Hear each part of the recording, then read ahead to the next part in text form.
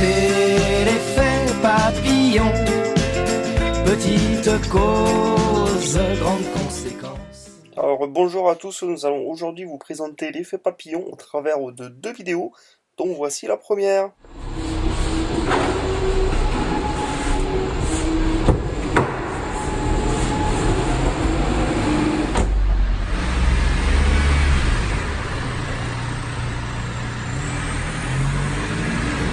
Salut chef. Salut. Arnaud Montebourg veut continuer l'aventure avec les sucettes et les pains d'épices 100% français. Analysons maintenant cette première vidéo. Qu'est-ce qui s'est passé? Donc nous pouvons voir que notre protagoniste a eu le temps de boire son café. Il est donc en pleine forme en montant dans sa voiture et a les réflexes pour éviter le piéton. Il arrive donc parfaitement à l'heure au travail, peut prendre son poste, et le soir aux informations, eh bien rien de particulier. Tout s'est bien passé. Nous allons donc maintenant passer au visionnage du deuxième exemple.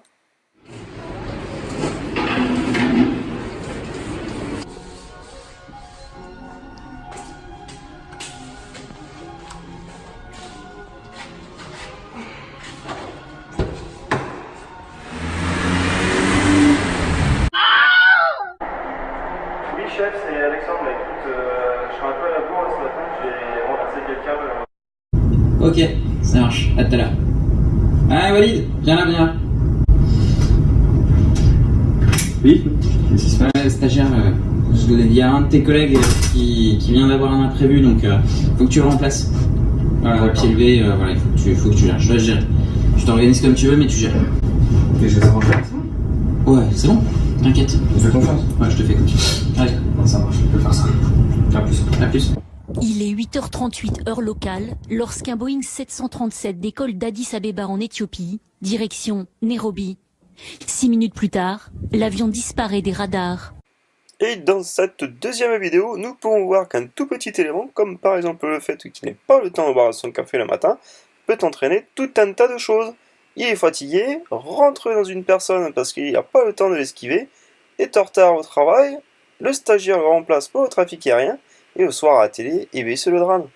Comme vous avez pu le constater, ces vidéos présentent un enchaînement d'événements qui se suivent les uns les autres et dont le précédent influe sur le suivant. Si vous avez pu remarquer cela, vous avez pratiquement compris le principe de l'effet papillon.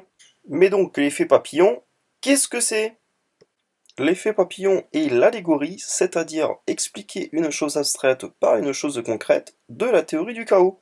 Le battement d'aile d'un papillon au Brésil peut provoquer une tornade au Texas. Pour remettre tout le monde à niveau, la théorie du chaos fait partie de cette branche des mathématiques qu'on appelle l'étude des systèmes dynamiques, quelque chose qui évolue dans le temps. On peut prendre comme exemple l'oscillation d'un pendule où on va pouvoir constater son évolution. Ce type de système est dit déterministe, ce qui veut dire qu'il n'y a pas de hasard qui intervient. Si par exemple on modifie légèrement le départ, cela ne va pas drastiquement modifier le résultat. En revanche, si l'on applique cela à un double pendule, on peut constater qu'au bout de quelques secondes, il réalise des mouvements complètement différents. Ce système est chaotique et donc imprévisible. Cet écart minime est symbolisé au début de chacune de nos vidéos par le fait de boire ou pas un café. On peut constater assez rapidement que la suite de chaque vidéo est vraiment différente. J'espère que vous avez tout compris sur l'effet papillon et je vous dis à bientôt. Petite chose, dégâts immenses.